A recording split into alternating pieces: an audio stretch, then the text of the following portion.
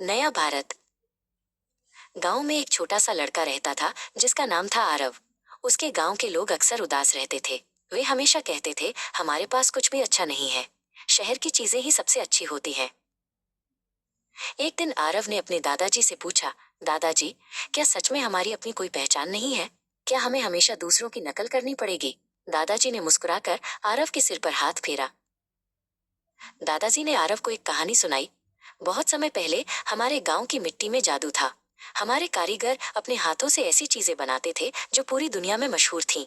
लेकिन फिर लोग भूल गए कि असली जादू उनकी अपनी मेहनत में है। आरव ने अपनी दोस्त प्रिया से ये बात बताई। प्रिया ने कहा, तो फिर हम क्यों नहीं उस जादू को वापस लाते? दोनों ने मिलकर एक योजना बनाई।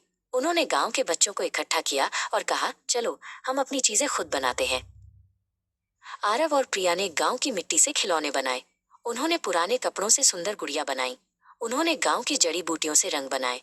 उनके खिलौने शहर के महंगे खिलौनों से कहीं ज्यादा सुंदर और सच्चे थे। धीरे धीरे गांव के बड़े बूढ़े भी उनके साथ जुड़ गए। किसानों ने अपनी फसलों को और बेहतर बनाने के लिए नए तरीके सीखे।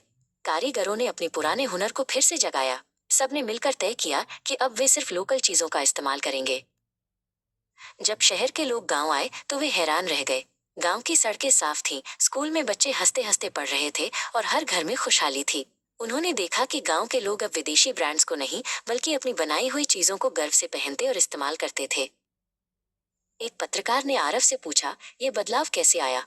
आरव ने मुस्कुराकर कहा, हमने सिर्फ एक बात समझी, असली ताकत हमारे अंदर है, हमारी मिट्टी में है, हमारे हुनर में है। हमें बाहर की चमक नहीं बल्कि अपनी मेहनत पर भरोसा करना चाहिए।